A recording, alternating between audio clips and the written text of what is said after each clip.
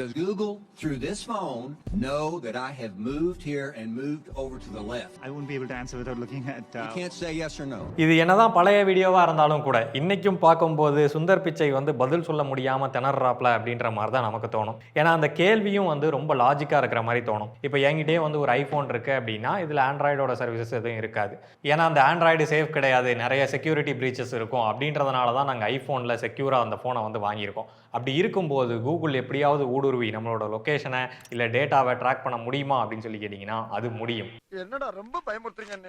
அப்புறம் எதுக்காக சுந்தர் பிச்சை எஸ் சொல்லலை அப்படின்னு சொல்லி கேட்டிங்கன்னா, ஏன்னா அதுவும் வந்து எஸ்ன்னு சொல்ல முடியாது, குழப்புற மாதிரி இருக்குல்ல.